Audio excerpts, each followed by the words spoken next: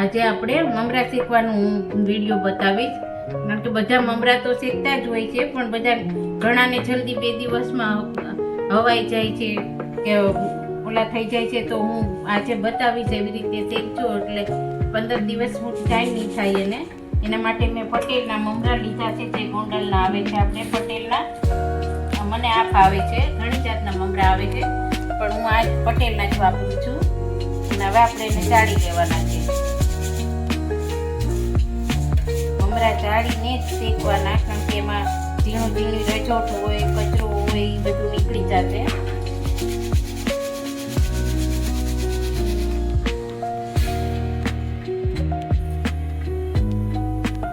આપણા એક થાળી મમરા છે, એટલે આપણે મેં અડધી થેલી માંથી અડધા લીધા છે.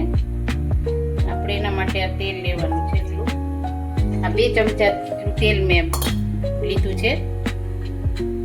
આપણે આવે પેલા એમાં હિંગ નથી નાખવાની, આપણે ખાલી પેલા એમાં હળદર અને લીમડાના પાન જ નાખવાના છે. પેલા હિંગને નાખશો એટલે એનો ટેસ્ટ નહીં આવે, પછી તમે શેકીને ઉપરથી નાખશો એટલે મમરાનો ટેસ્ટ સરસ 15-20 દિવસ સુધી એવો ને એવો રહેશે.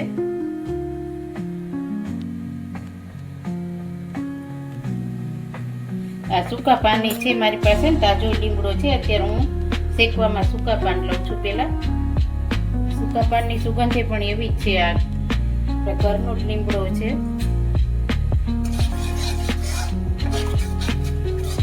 હવે હું મમરા એડ કરીશ.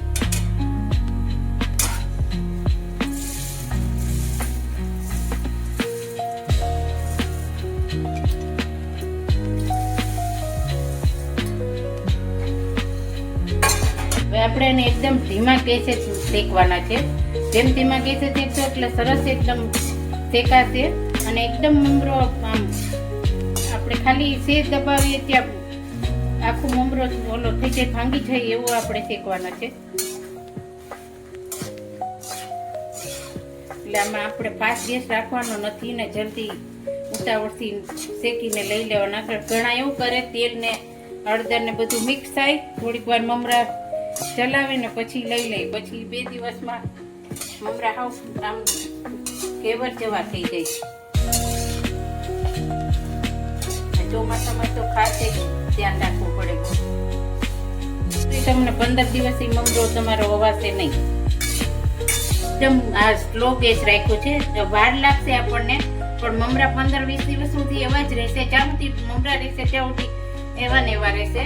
અને એકદમ સ્લો ગેસ, નગર આપણે બેસવા માંડે તાજી જાય છે મમરા, અને આપણને એવું લાગે છે કે શેકાઈ ગયા છે, પણ બિલકુલ શેકાણા ન હોય ને. આપણે મીઠું એ અડધા પૂણા શેકાઈ જાય પછી આપણે નિમક એડ કરવાનું છે. પેલા એમાં આપણે નિમક એ નથી નાખી દેવાનું. હવે આપણે અડધા પૂણા મમરા શેકાવા આવ્યા છે. થોડું દબાવીએ ને આવી રીતે દબાઈને એટલે આપણે હજી અડધા શેકાણા છે, હજી આપણે શેકવાના છે. પણ હવે હું મીઠું એડ કરીશ.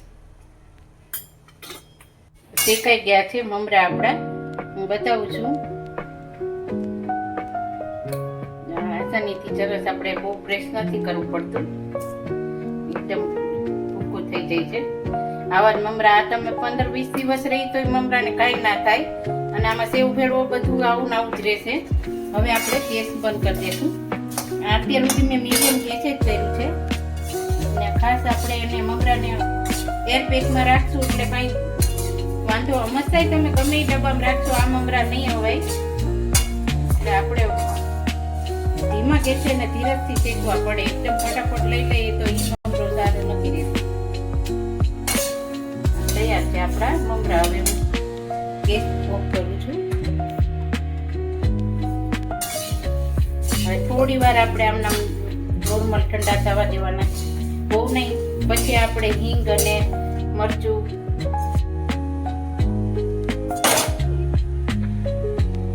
આ 1.5 ચમચી મેં મીઠું લીધું છે. તમે જેવું ખારું ખાતા હોય એવું. મેં 1.5 ચમચી નાખ્યું છે મીઠું.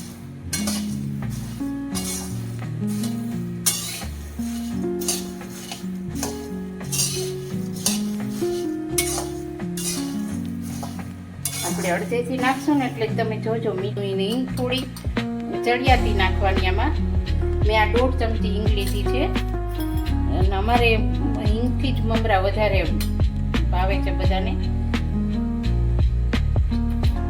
અને મરચું ને મીઠું ની તો બધું આપણા સ્વાદ પ્રમાણે હોય, તીખા મોળા જેવા ખાતા હોય એમ મેં 2 ચમચી નાખ્યું છે. હવે થોડું પાછું ઉપરથી આ બધું મિક્સ આવા મમરાને ચોટી જવા માટે થોડું 1 ચમચી જેટલું તેલ નાખ્યું છે મેં.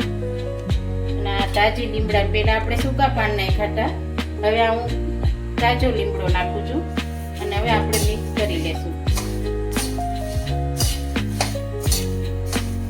ચાલો બધા મમરા ખાવા.